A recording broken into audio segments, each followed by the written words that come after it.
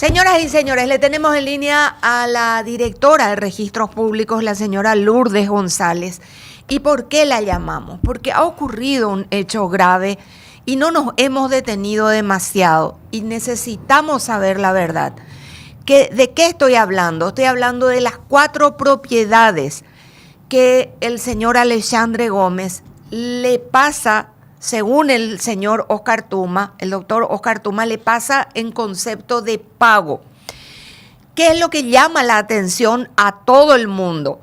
Que cuando en un juzgado te dan inhibición de vender o de grabar, te vas al registro público e intentás vender, transferir o lo que sea, se encienden todas las alarmas y se prende fuego. Que cuando en un juzgado te prohíben hacer ningún cambio documental en algún bien patrimonial porque se está investigando un hecho vinculado al lavado de dinero, en el registro te prohíben mover una coma, queda todo congelado. Ese fue el caso de González Daer en su momento, por ejemplo. Pero ahora, ¿qué pasó? Ahora se consumó un hecho. Se transfirieron 4 propiedades al abogado del señor Alexandre. El abogado dice, me dieron a mí en carácter de pago. Y nosotros le preguntábamos, está bien, pero usted como abogado estuvo en la audiencia donde se dictó la orden de prohibición de vender, de grabar, de todo. Eso usted no puede decir que usted no sabía porque tuvo que haber estado en esa audiencia, ya era el abogado. Y él dice, no hemos cometido absolutamente ni un hecho ilícito. Tienen que ir sobre la funcionaria en todo caso que le cambió el sexo y el número. Es lo que dice el abogado Oscar Tuma con relación a este escándalo por donde se lo mire. El otro día le llamábamos a la doctora Lourdes González, pero ella estaba en la fiscalía. Así que esa es mi primera pregunta, doctora. ¿Le llamaron para testificar en el caso? Buen día. Muy buenos días, Mabel, y a toda la mesa de las 7:30. Un saludo especial para todos ustedes en este día. Buen día. Gracias, muy doctora. buen día. Bueno, efectivamente, el día que me llamaron desde la producción, estaba prestando declaración testifical, más o menos 2 horas y media o más, creo. Estuve ahí declarando. Realmente nuestro espíritu siempre es en este tipo de hechos que por suerte no son escasos, digamos, en la institución. Es siempre el de brindar toda la documentación y abrir las puertas a la fiscalía a cualquier tipo de investigación. Efectivamente, en lo personal te digo que me sorprendió bastante el caso porque el sistema de informático de anotaciones personales, que así le llamamos a la base de datos que detenta los registros de inhibición, interdicción, inhabilitación, quiebras y convocatorias de acreedores, es un sistema bastante seguro. O sea, la gente cree muchísimo en ese sistema, confía en el sistema, y de hecho es la oficina del registro con más trámite documental mensual. Estamos hablando de entre 50 a 55 mil documentos mensuales que entran en esa oficina, y esa oficina te despacha documentos entre 24 a 48 horas. O sea, para nosotros una oficina altamente demandante, pero también bastante prolija, bastante eficiente.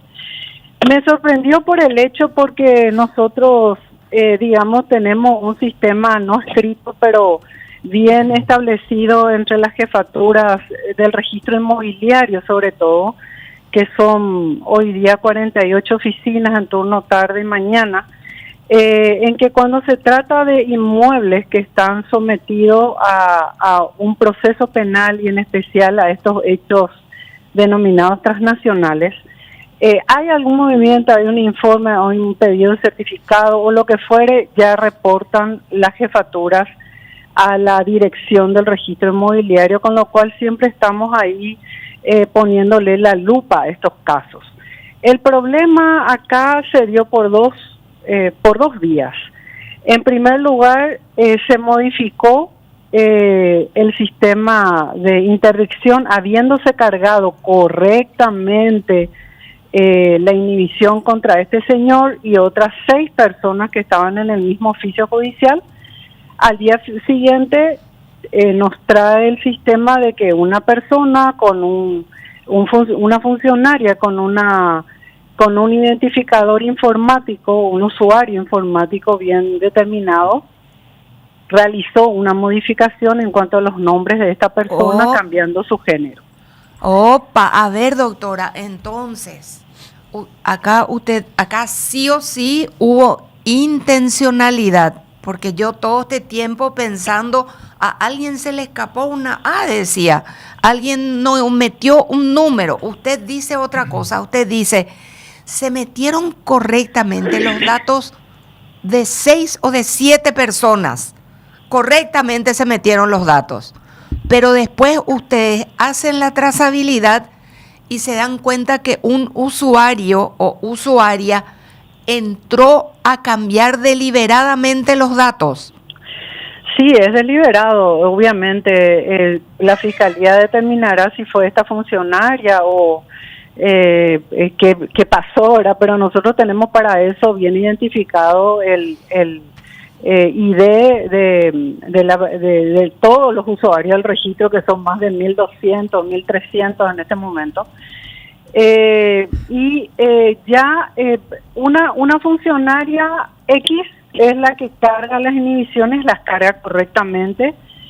Ella al día siguiente despacha y le contesta al juzgado, ya dimos cumplimiento a la orden. Y luego de ese día, al día siguiente, es que se realiza esta modificación. No es que fue la misma funcionaria que cargó inicialmente las inhibiciones, fue otra. De ahí, a más de tocarse el sistema, modificarse sin ninguna documentación, porque pasa a veces que el juez dispone una inhibición, vamos a suponer Mabel Renfel con cédula de identidad 1.200.000, y nosotros cargamos ya la inhibición, pero al día siguiente envía otro oficio y dice, no, nos equivocamos, Mabel Renfel no tiene la cédula de identidad 1.200.000, tiene 1.210.000. Entonces nosotros volvemos a modificar como una actualización y le cargamos correctamente. O sea, esos casos ocurren y ocurren muchísimo por errores, más que nada en los juzgados, que rectifiquen a través de los oficios pertinentes. Nosotros pensamos que este era el caso y verdaderamente no lo fue, porque en un principio esta funcionaria alegó que ella lo hizo en virtud a un oficio modificatorio de esos que te explico, pero no encontramos ningún oficio. O sea, les mintió también. Sí, realmente yo nunca tuve una conversación con ella. ¿A qué hora hizo la modificación, doctora? Dentro del horario laboral, fue a las 12:22 más o menos. Iván. Sí, doctora, buen día. Iván Leguizamón soy. Iván, sí. De paso para aprender con usted. Tengo entendido, yo soy procesado, en este caso Alexandre Rodríguez Gómez. Se emitieron órdenes de inhibición sobre sus bienes y sobre él mismo, ¿verdad? Como persona física. Eso se hace en registros públicos, ¿verdad? Bueno, hay dos tipos de medidas, Iván, y también para aprender. Una es la inhibición general de enajenar y grabar bienes. Doctora. Que esa es una medida cautelar que se registra en esta sección que les acabo de hablar, que se llama anotaciones personales. Okay.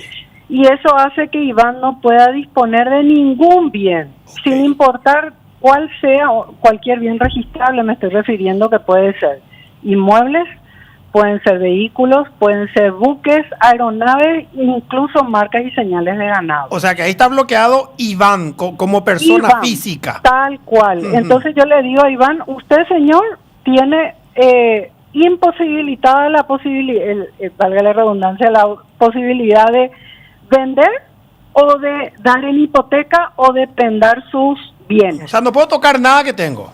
Exacto. Okay. Yo ya sé, Iván ya sabe que él no puede hacer nada con eso, pero además, cuando en los juzgados, ya sean civiles, penales, lo que fuere, qué materia, conocen los bienes de Iván, también establecen medidas cautelares sobre esos bienes. Ujú.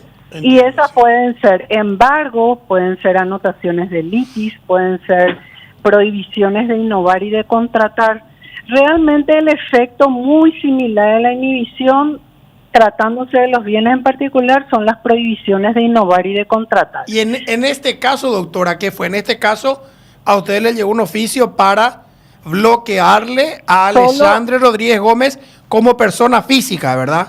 Solo como persona física sobre estos 4 inmuebles que se transfirieron no existían ninguna medida. Ok, o sea, esos inmuebles estaban limpios, pero Por eso su por eso dueño te decía, no podía tocarlas. Así entonces. Sí, por eso yo te decía antes, Iván, que para graficar, si vamos a suponer que sobre esos bienes hubieran existido medidas cautelares dispuestas por el juzgado, vamos a suponer prohibición de innovar, prohibición de contratar, y la inhibición se hubiera tocado, como en este caso.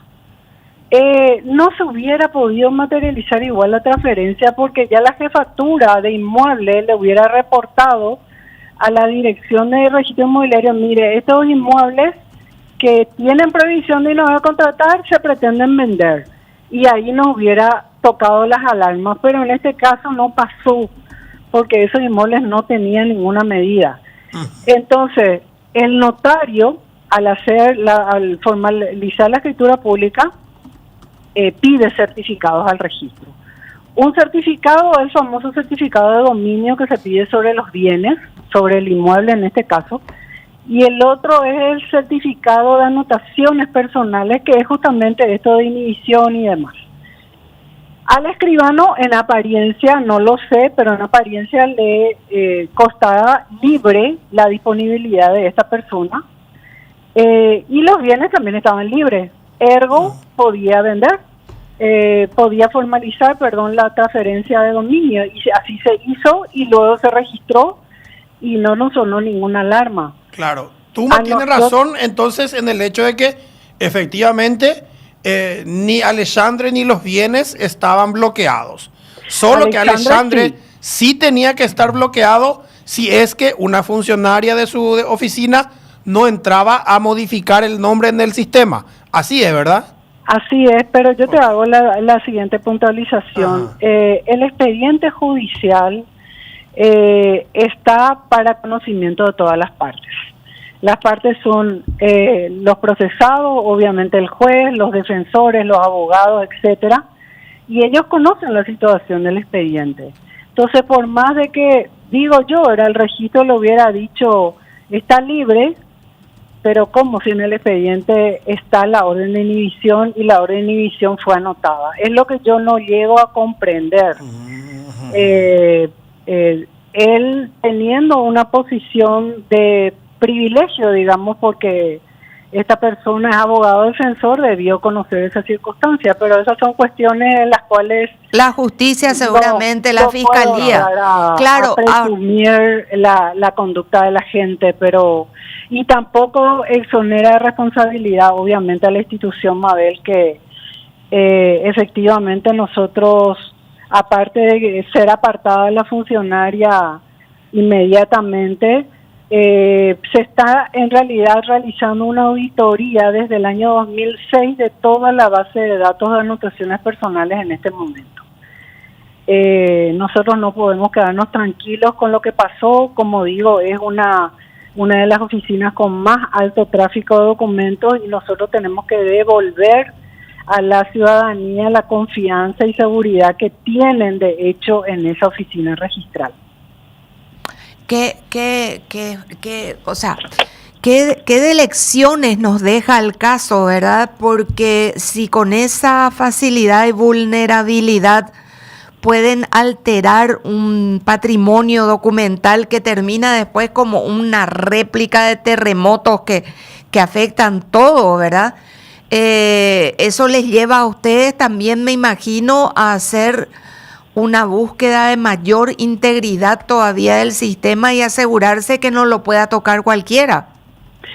Totalmente, y además que nosotros estamos coincidentemente en un momento en el que estamos reestructurando varios de nuestros sistemas, uno de ellos es el de publicidad registral, que son todas las certificaciones, los informes, copias que pide el registro.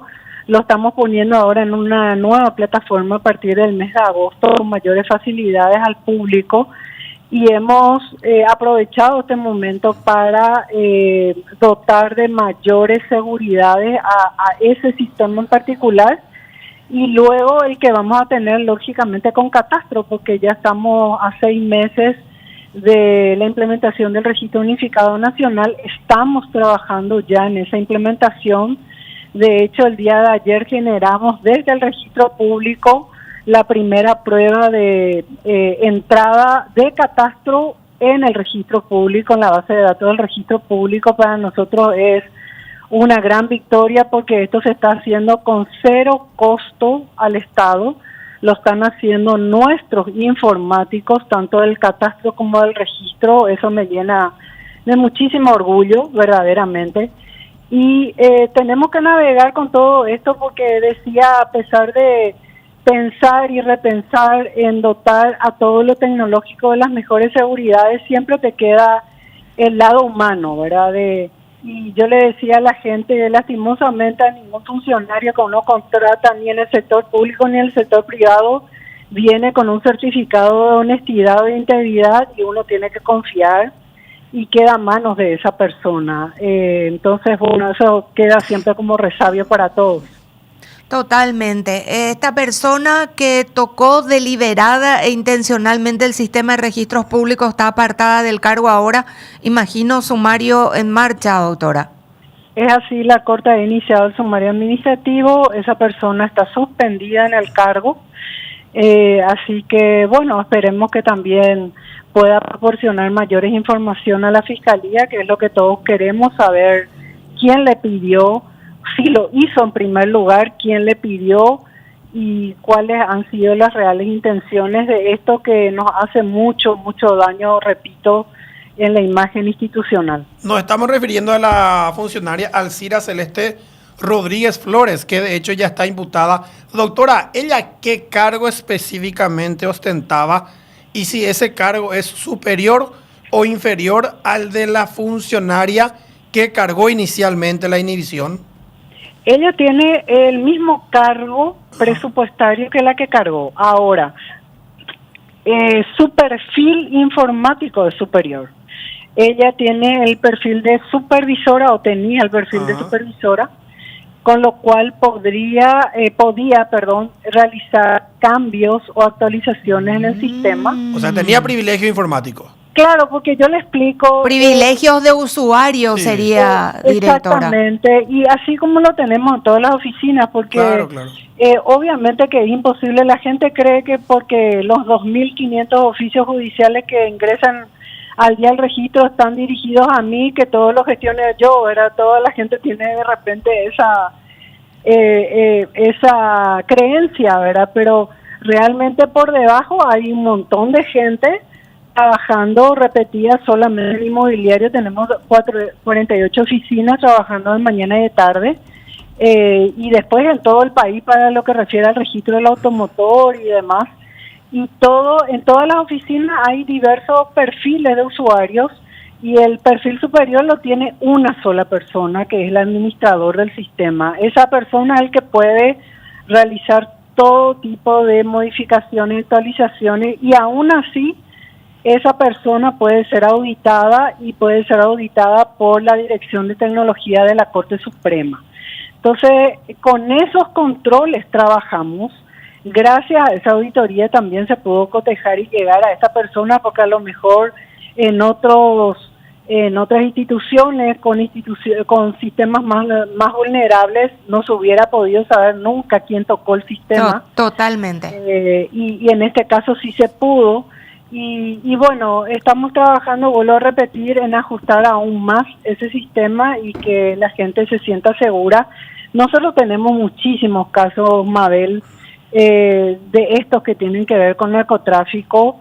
Lo venimos manejando desde hace años, y realmente tengo que decirte que es la primera vez que ocurre una cosa como esta relacionada a este tipo de casos. O sea, es una alarma, fue un incendio, pero no es el acabose, porque en el registro seguimos trabajando con gente altamente técnica que conoce de su labor y sobre todo es comprometida. Doctora, una ultimísima de mi parte. Esos bienes transferidos, o sea, ya oficialmente ya pertenecen al doctor Tuma, y si es así, ¿hay alguna medida o alguna estrategia mediante la cual ustedes puedan algo así como reversar o revertir esas transferencias, o ya técnicamente le pertenecen al abogado?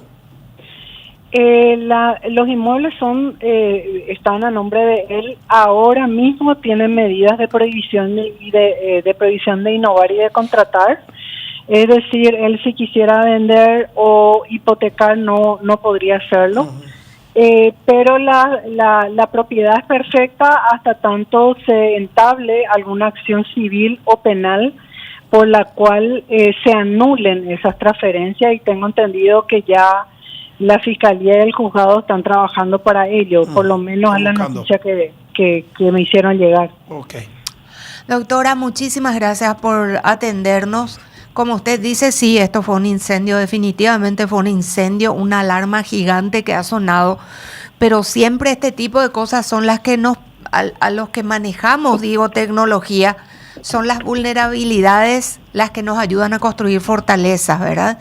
Porque son las que nos permiten detectar dónde puede estar el problema. Así que esto, suerte que pasó en este escenario, suerte que lo detectaron y que lo detectaron inmediatamente, porque o si no, esta historia seguía su curso y su rumbo. Estas 4 propiedades para registros públicos en este momento, ¿están a nombre del doctor Tuma o están a nombre de Alexandre Gómez?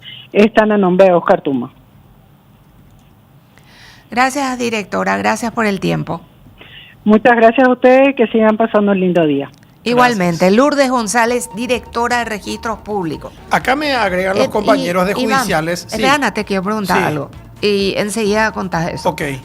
Ya están a nombre de Oscar Tuma. Sí, pero no se pueden, pero él no puede vender ahora, porque ahora ya tienen también bloqueos esos bienes.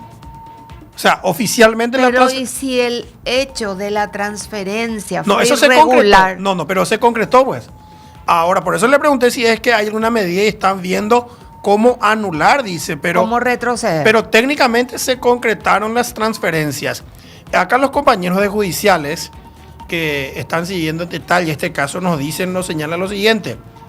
También algunos de prestigiosos abogados que siempre nos ven, ex autoridades, también nos dicen que el abogado Oscar Tuma participó de la audiencia en la que se bloquearon esos bienes. Sí. Es más, incluso él apeló ese bloqueo, por llamarlo en términos sencillos. Y después una cámara de apelación, un tribunal de apelación, confirmó esos bloqueos. O sea, ¿qué quieren significar con esto? Que el doctor Tuma estaba perfectamente al tanto, en teoría, de que esos bienes o de que su cliente no podía mover ningún bien. O sea, él sabía que no le podía transferir nada. E igual él dice en su descargo que yo recibí como mi honorario porque no tenía ningún problema judicial, ningún problema legal, me transfirió, dice él. Lo que se haya hecho en el registro es problema del registro, dice el doctor Tuma. Pero en teoría él tendría que haber sabido que su cliente no le podía haber transferido esos inmuebles. E igual él los aceptó. Por eso es que la Fiscalía decidió incluirlo en una imputación por lavado de activos.